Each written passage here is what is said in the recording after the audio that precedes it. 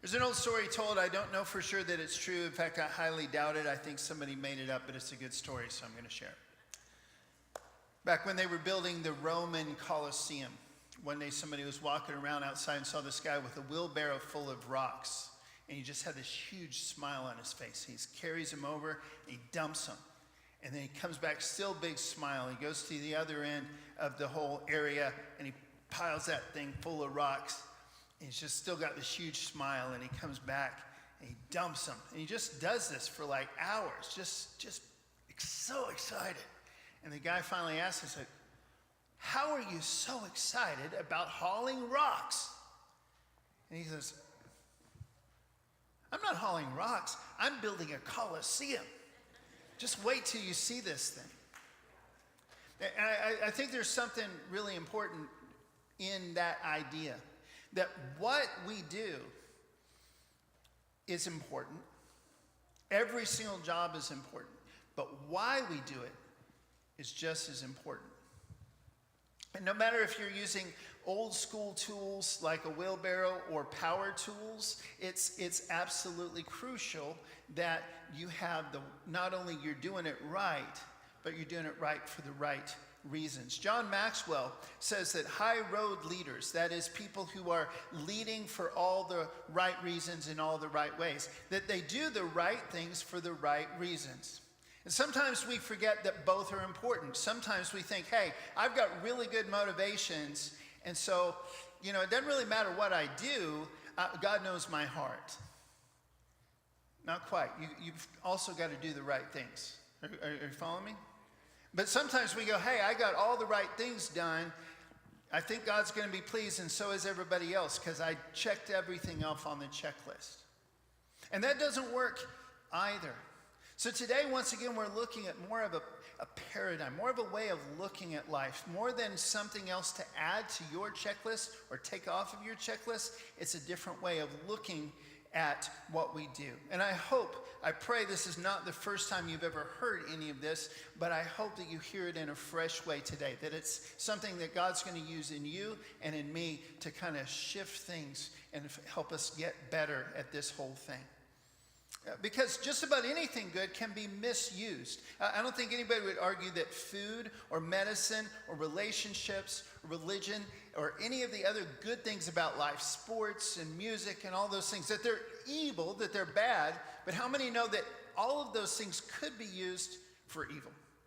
All those can hurt us. They can become addictions. They can become broken things. They can be things we put higher than things we should put at the highest level. They could be done wrong. And the same thing with the idea of checklists. How many besides me do use checklists? I think they're very practical and effective. We need to be able to keep track of things. We need to make sure we don't forget things. It's so easy to get off track. We need that. And sometimes we also need rules. But there's ways to have the rules, and there's ways to get obsessed with them. For example, I like going to swimming pools. Anybody else like swimming pools? Okay, I like them. What annoys me though is there's always a list of rules. Okay, and there's always a rule against all the things that are fun about swimming pools. No diving, no holding your breath underwater, no running, no dunking. You know what I'm talking about? Like all the stuff that makes it really fun to do all that. But they're trying to keep us safe. I get it. That's all great. Another one is no swimming without a lifeguard. That's usually one of the ones here. And I love that one. That's great. We practice that at camp and a bunch of other places. I believe in it. But how many have ever been in a pool where the lifeguard's whole thing was standing next to that thing and just watching you with that bullhorn? You know what I'm talking about? I've been at ones where the lifeguards are great and they're there to help you have a good time and keep you safe, and where they're just going, no running in the pool. No holding your breath underwater. You know what I'm talking about? The checklist mentality can sometimes just kill any possible joy that there could be, even if it's a really good idea. So what we're looking at this morning is, how do we look at life, at all the stuff that God calls us to do the way he designed it? The way he designed it was all of these things that he commands us to do or not do, the things he recommends, what we call the spiritual disciplines. All of those things are there to help us connect with God and with each other. They're designed to help us have a deeper and deeper connection as life goes by with him and with each other. They're not designed to be a checklist. And we're trying to really own that more than ever this morning. Now, if we look at how those intersect, we're looking at these Venn diagrams, every one of these over the summer, just to make things clear. Both of them have the same actions in the middle. For example, the spiritual discipline of praying. Let's say praying. You say a prayer for the wrong reasons, you say a prayer for the right reasons. Nobody can tell the difference. God can, you can, but nobody else can tell. You're just praying. But there is a way to pray where the whole thing is about a relationship with God, a relationship with each other.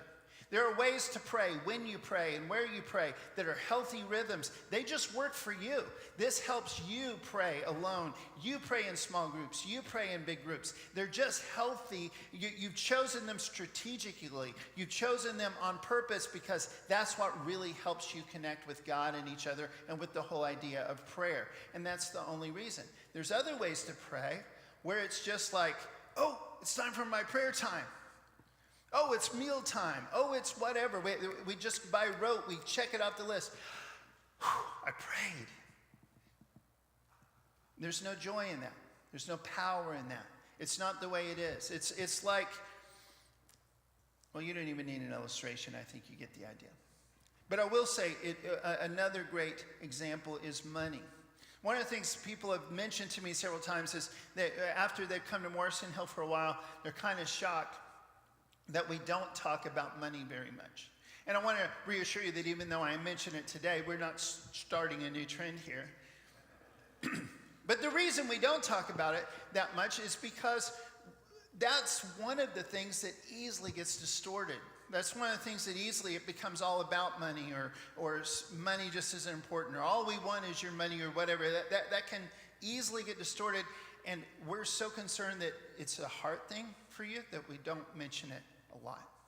And that's sad because tithing and giving are some of the spiritual disciplines that are the most powerful. And spiritual disciplines work like power tools. Power tools are very specific.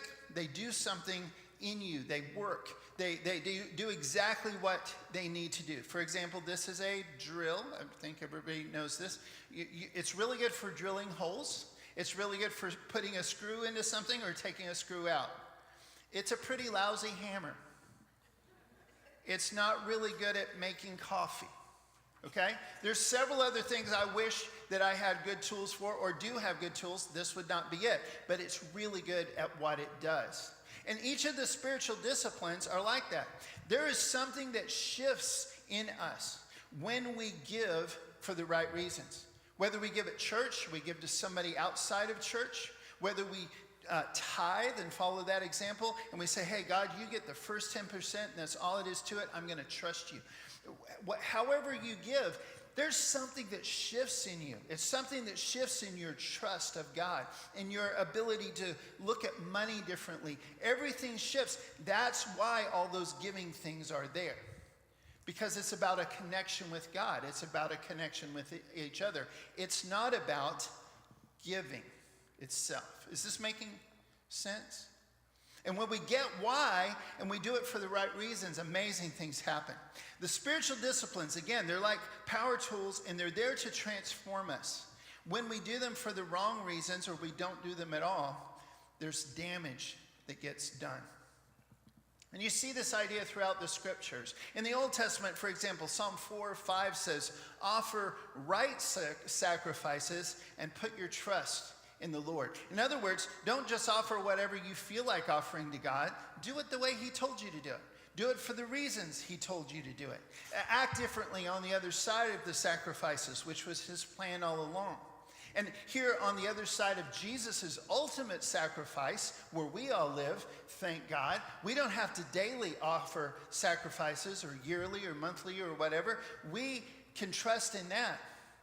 But that's why Paul says, therefore I urge you, brothers and sisters, in view of God's mercy, to offer your bodies as living sacrifices, holy and pleasing to God. This is your spiritual act of worship.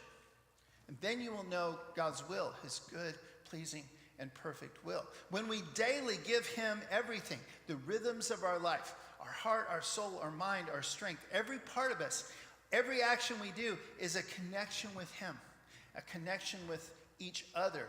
That's when we are transformed. In the middle of those verses, Paul says this: do not be conformed any longer to the pattern of this dark world, but be transformed by the renewing of your mind. And that's what happens when we do it for the right reasons.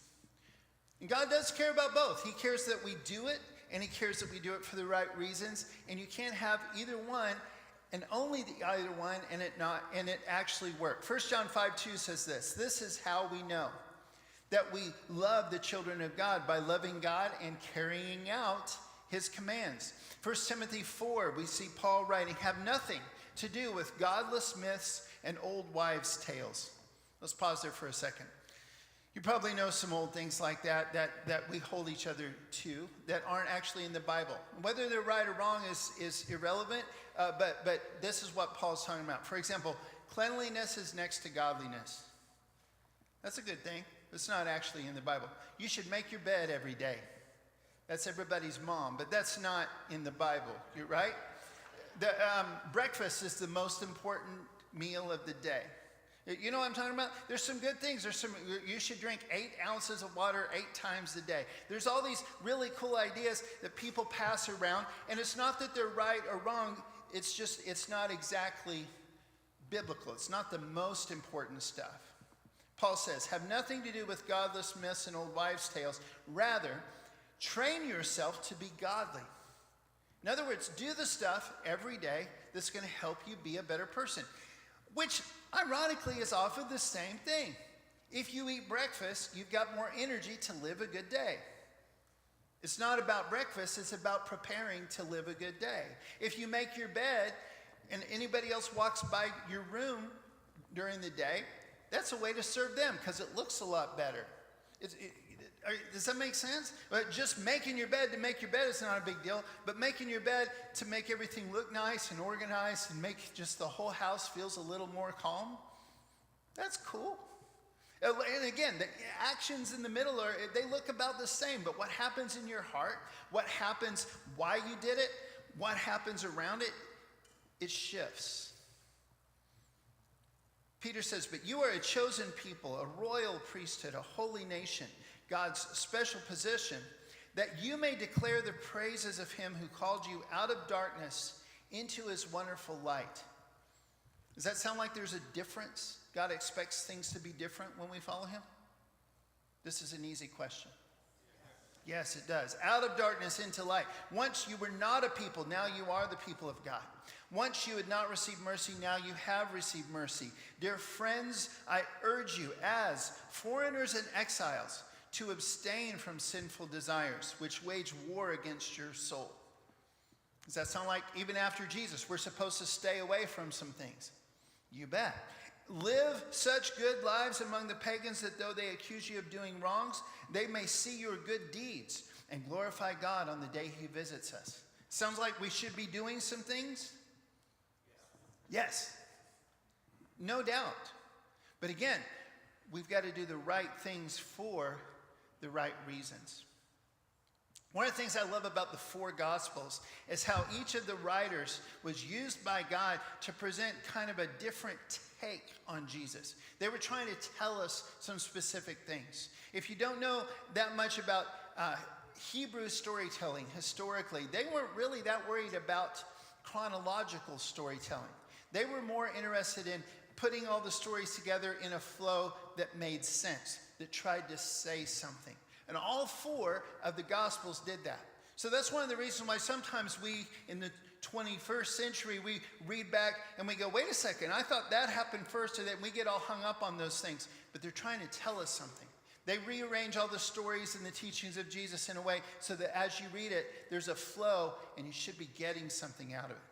And that's my encouragement to you, is to keep coming back to all 4 of the Gospels and just read straight through. Read through Matthew. See what Matthew is telling you about Jesus. Read straight through Mark. See what Mark is telling us. Luke, John, all of them. But for example, Luke chapter 18 has some stories that aren't in the other Gospels and some that are. But if you read it all as a whole, he's telling us something that has to do with what we're talking about today. The first thing that in Luke 18 is he tells us a story about a persistent widow. I mentioned this last week because all of these messages tie together, by the way. But he says this widow keeps going to this unjust judge, this judge that everybody knew was corrupt and really did not care about the people he was supposed to be serving. But she just kept going to him, kept going, and finally he said yes. And he says, if somebody who's just wrong and evil and doesn't care about you will eventually say yes, don't you think it's worth praying and not giving up? Don't you think you can keep coming to God who does love you and expect an answer? Be faithful in your prayer.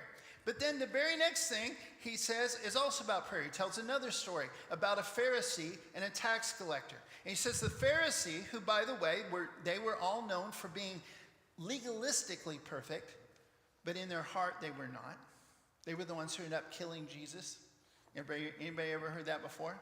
Okay, that's what I thought. So anyway, the Pharisee goes and he prays publicly. He says, God, I thank you that I'm not like other men. God, I thank you that I don't sin like this tax collector.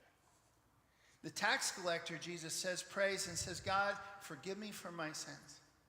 And Jesus says straight out, listen, the one whose prayer got heard that day was the tax collector. Luke's story keeps going.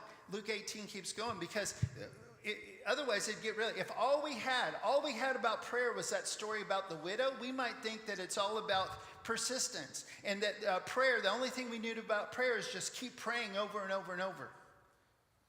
We should pray over and over, but that's not the whole picture. If we had only the story about the Pharisee and the tax collector, we might go, hey, you know what? It doesn't matter how you live. God doesn't care how many rules you keep. He just wants you to say you're sorry for your sins. That's not the whole picture either. Well, the story continues. Next thing, here comes all the little children to Jesus. And Jesus says, unless you come to me as a little child, you can't enter the kingdom of heaven. That could mean a whole bunch of different things, but I believe what he was saying, what Luke is trying to put that story there about, I believe he's saying to you, look, you just come to God. It's about a connection with him and each other. It's not about bringing your list to him. It's not coming for approval. It's not coming to get a star. You're just coming to him like those little children came to him. It's about a connection. Next thing, Jesus predicts his death right in the middle of this whole thing. He goes, oh, by the way, I'm going to have to die, and then I'm going to come back to life. So is it really about self-sacrifice? Is that what God expects from prayer and from humility coming before him? We just throw everything, we lay our crowns at the feet of Jesus. The whole thing is about, yes, but there's even more. I love the last story that Luke includes in this chapter is Jesus heals a blind man. And that's my prayer all the time, is that God will keep opening my eyes. So many times after following Jesus for so long, I fall in the trap, just like all of us can, where I think I really understand what's going on.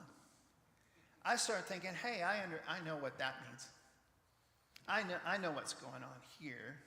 I know what God's going to do next. I know what that verse means. I know what that chapter means. I know the truth about that doctrine. I don't need to hear anything else from anybody. I got that one down. And then God goes, hey, let me work on those eyes. Because it's about a connection with God and with each other. Every single other thing is all about those two things. The rules, the do's, the don'ts, the spiritual disciplines, the power tools he gives us that actually transform us so well if we do them for the right reasons and we do them regularly and faithfully. All of those can be so good and so transformative, or they can just totally derail us and make us like the Pharisees, where we just miss the whole point. We get the checklist right, but miss it. Or they derail us and we get so bothered by it, we go, I'm just not going to do anything on the list. I'm just going to be like that tax collector and say I'm sorry at the end of the day, and I'll see you all in heaven. And then we miss everything that God had planned for us to connect with him and with each other on this earth. But I love this story about Jesus watching worship. It's a really kind of creepy idea and also a beautiful idea all at the same time. The idea that Jesus is watching us right now. Sometimes that's scary to people, but it's also beautiful. He's at the same time, he's not only, we're talking about him, but he's aware of what we're doing and why we're doing it and how we're doing it. When he was physically here, here's what one of the stories that Mark includes. Jesus sat down opposite the place where the offerings were put and watched the crowd putting their money into the temple treasury. Many rich people threw in large amounts, but a poor widow came and put in 2 very small copper coins worth only a few cents. And calling his disciples to him, Jesus said, "Truly I tell you, this poor widow has put more into the treasury than all the others. They gave out of their wealth, but she, out of her poverty, put in everything, all she had to live on." Notice what Jesus does not say. He does not say, therefore, this afternoon she's going to win the lottery because God wants everybody to be rich. She trusted me enough to give everything, so now I'm going to give her lots of money. Is that what he said? No. There's several other things I could list about what he did not say, but what he does say is this. She gave, it was worship. She put in everything. What do you think shifted in her heart when she put in everything? Everything shifted because she's trusting God. If she's going to eat later that day, it's going to be a gift from God. If she's going to be able to stay in her home one more week, it's going to be a gift from God. Something shifts when you give God everything, whether it's money or any category. There's something that happens when we put all of it on the line. We put all the eggs in the one basket that says God's. When that happens, something shifts in us. If we just throw money in a plate, if we just go by and take the cracker and the juice, if we just stand up and kind of sing along, if we just say the prayer out loud, that's not where the power is. Let's get really practical here as we start to wrap up. We're not totally at the end here, but we're starting to come around the final lap. You guys still with me? We're going to get as practical as we possibly can. So spiritual disciplines, here's what they do. And by spiritual disciplines, again, we're talking about prayer and worship and fellowship and giving and all of those things. All those things, fasting and silence and solitude and simplicity, all those wonderful practices that you've heard about before that we'll focus on a whole lot later on this fall, God willing. But right now, I'm just saying, here's what those are about. They do 2 things, and the first thing is they help us replace the harmful habits in our lives. They help us replace the stuff that's broken. They help us take away the stuff that keeps us trapped and keeps us distracted from God, that disconnect us from God and disconnect us from others. And instead, they help us to discover and embrace the rhythms that we were designed to crave and enjoy. I remember when I was a kid, there was a show called Kojak. I'm going to really time date myself here. Does anybody else remember Kojak? Okay. And I always wondered why he had that lollipop all the time. That was kind of interesting. And the truth is, most of you remember Kojak might know this, but Telly Savalas, the actor who played him, was desperate to stop smoking. And he realized that he really needed something in his hands. He was so used to still having a stick in his mouth and going like this a lot, that he switched to lollipops to help him do. And he needed it so badly that it just became part of the character. Kojak had the lollipop. And just on a practical level, even without God's help, replacing a broken thing, something that's hurting your body or your head or your heart or your relationships, with something that's going to help, that's a really good idea. That's just a really good practical idea across the board. But there's so much more there with God. And when we're talking about Jesus, if you go back to his most central teaching, which Matthew put all in this one big Sermon on the Mount, notice that that's exactly what he's doing. He's replacing good things and bad things with better, deeper things. He starts out reimagining what blessed is. We all think blessed means we have all kinds of stuff and we're comfortable. And Jesus starts out, blessed are the poor in spirit. Blessed are those who mourn. What? Why? Because all of those blessing things that he talks about are moments where we have the potential to connect more deeply with God and with each other than ever before. Blessed are those who mourn, for they will be comforted. You look at each one of those. Oh, it's deeper than just being happy all the time? Okay. We don't just build our city on a hill so that we can see the enemies from a long way away and protect ourselves. We build a city on a hill so that we can be a light, so that we can't be hidden. Jesus says, you've heard, love your friends, hate your enemies. I tell you, love your enemies. Pray for those who persecute you. What? You take this broken thing, you replace it with something else.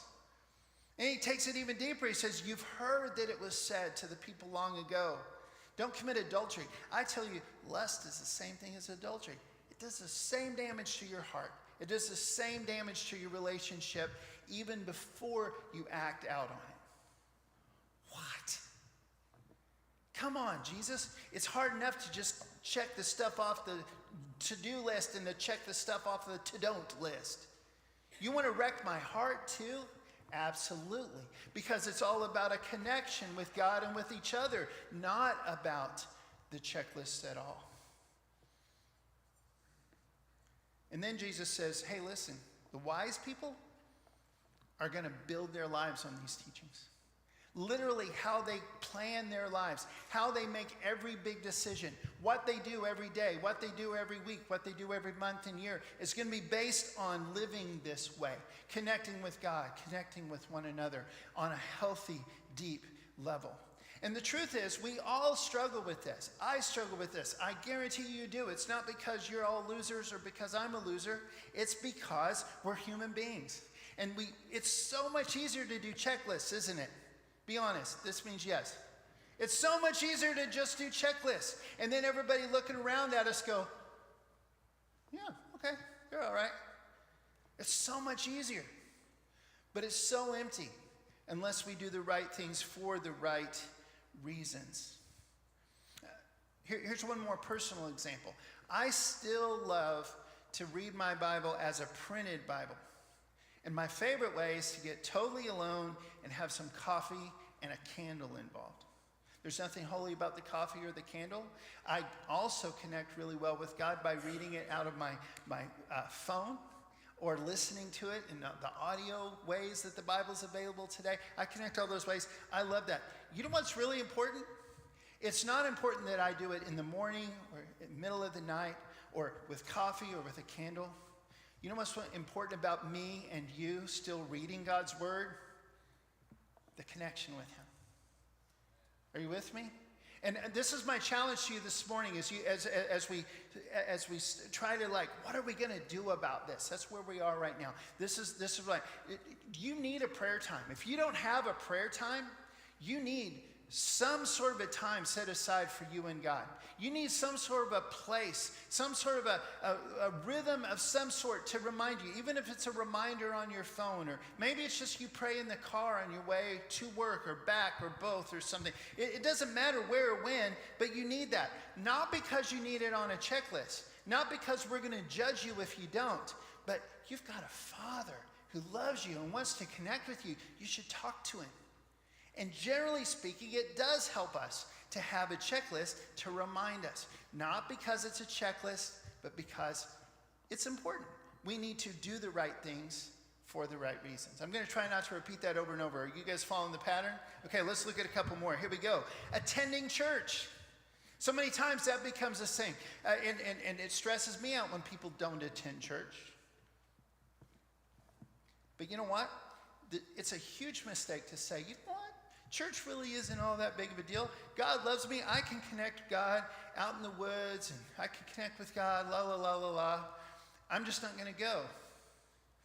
That is a problem. Not because church needs to be on your checklist, but because everything we do here, including fellowship including walking through the scriptures together, including communion, including worship, the idea of being together. All of those things are things that God loves and commands. The easiest and most practical, simple way to do that is to make that part of your weekly routine. Not as a checklist, but because you actually are connecting with God and each other. Worship.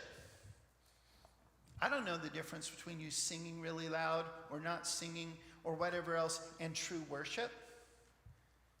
But when it's time to worship, that's your chance to really connect with God. And if a bunch of other people are really connecting with God at the same time, there's this mystical, amazing connection that happens between us all at the same time. And that's the biggest beauty of what spiritual disciplines are really there for, is they help us create systems and needs that really make a difference in our life. They help us find the things that really matter to us, the things that really work for us, the things that really transform us, the things that help us connect. And they help us remember what they're about. One of the things I find very meaningful is fasting. And I know a lot of Christians I deeply respect, that is the last thing they'll ever do. All it does is make them hangry. They have no desire. It's not spiritual. It doesn't do anything. I don't want to put fasting on your checklist, but that's something that I find meaningful. But here's what Isaiah says. It's actually God speaking through Isaiah. Is this the kind of fast I've chosen? Only a day for people to humble themselves? Is it only for bowing one's head like a reed and lying in sackcloth and ashes? Is that what you call a fast? A day acceptable to the Lord? Is this not the kind of fasting I have chosen? To loose the chains of injustice, to untie the cords of the yoke, to set the oppressed free and break every yoke. So the whole point of fasting is you're breaking free of something you spend a lot of time and money and energy on so that you can do something better. And if we just break free and we don't do the better, we're kind of missing the point. In Matthew, it says, when you give to the needy, do not announce it with trumpets, as the hypocrites do in the synagogues and on the streets to be honored by others. Truly, I tell you, they have received their reward in full. But when you give to the needy, do not let your left hand know what your right hand is doing. Notice it doesn't say if. It says when. And that's Jesus himself talking right there. Giving is something that we do, not necessarily just to the church. We give to the needy. We give through the church. You're welcome to just give to the needy. That's giving to Jesus. But if you're doing it to check it off the list, there's not going to be much in there except somebody else got some money. But if you're doing that for the right reasons, it changes everything. The same way how we treat each other, Paul says, be devoted to one another in love. Honor one another above yourselves. If we're just checking things off a checklist, I think we could all figure out that that's what's going on. But if we're really honoring one another, even just simple acts of kindness like opening a door for someone becomes meaningful. Not because opening the door is such a big deal, they can't open the door themselves, but just because they know why you're doing it. Like, in The Princess Bride, the as you wish. Anybody, is that a touchstone for anybody? As you wish means I love you. You get it. As we wrap up this morning, there's a couple more scriptures, and once again, I'm going to ask you to let go of some stuff. I hope the Spirit will speak to you. 1 John 1. If we claim to have fellowship with him and yet walk in the darkness, we lie and do not live out the truth. But if we walk in the light, as he is in the light, we have fellowship with one another. And the blood of Jesus, his son, purifies us from all sin. So this morning, brothers and sisters, whatever this means to you, I encourage you to let go of that whole checklist mentality. That's a big ask, but that's what I'm asking you to let go of. Just let it go. Instead of trying to live legalistically, instead of trying to monitor each other and think that everybody else is monitoring you, just let that go. Instead, let's try and do the things that we know are going to change us, transform us, the things that are going to connect us with God, the things that are going to connect with each other. And here's the second thing I'd love for you to let go. Let go of your fear of fully engaging. That's the other reason we don't want to be legalistic, is we're so afraid of being that person that's just totally obsessed with church or totally obsessed with whatever else. Don't be afraid of that. Just try to be connected to God and try to be connected to each other. Stop being afraid of being too legalistic or not legalistic enough or what anybody else thinks about you at all. Just connect with your Father. Connect with your brothers and sisters. Together, reach out to the rest of the world, invite them into the family. Paul writes, "Do you not know that in a race all the runners run, but only one gets the prize? Run in such a way as to get the prize.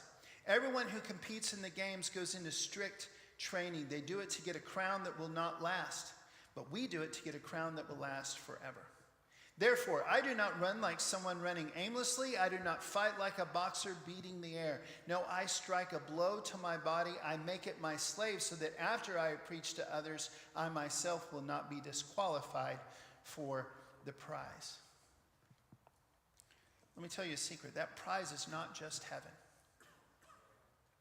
We cut it short if we think it's just heaven. That prize is also God's kingdom coming on earth as it is in heaven, which is something Jesus taught us to pray every single day. It's what we experience, that deep connection with God and with each other here and now, if we do the right things for the right reasons. We miss out on that prize if we don't do the right things. We miss out on that prize if we do the right things for the wrong reasons. We get it when we get it right. One more time, then we're going to have our invitation. Think about the things we do here together. When it's time to worship, what helps you connect with God?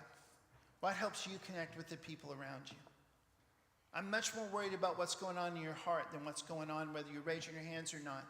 But if you're comfortable, raise them. If you're not, don't do it because you're afraid of raising your hands. Don't do it because for you personally, it's more reverent to not. Okay? I'm not going to judge you about that. But think about those kind of things as you worship. What is it that really helps you connect? Do that. Same thing with attending. Don't just show up at church. Talk to each other. Go out to eat afterwards. Have somebody over to your house. Go for a walk afterwards. Make sure you're part of a small group. Make sure you're actually connecting with not only God or each other. If you're going to give, don't just give, put a little 20 in the plate just as it goes by so nobody judges you. Of course, we don't pass it around anymore, but you know what I'm saying this way. As you walk by, we're not watching. If you're going to give, tithe, try it. Watch what happens in your heart. If you're going to give, invest in the kingdom. Let it be a real act of worship from your heart and watch what changes. It's all about connecting with God and with each other. And when we do the right things for the right reasons, those things happen. So this morning, that's where we're going to wrap up. We always invite you to either give your life to Jesus for the first time, or come forward and pray, or whatever it is that God's asking you to let go of or grab hold of this morning. This is a good time if you're thinking of officially joining our church. It's a good time to do that. Any of those things, you just come here. This morning, again, I happen to be in the band again, so at the end of the song, I'll look and see who's right here and work that out with you right now. But wherever you are in the room, would you please, with me, let go of that fear. Let go of that checklist. Worship our Father, and then do the right things for the right reasons.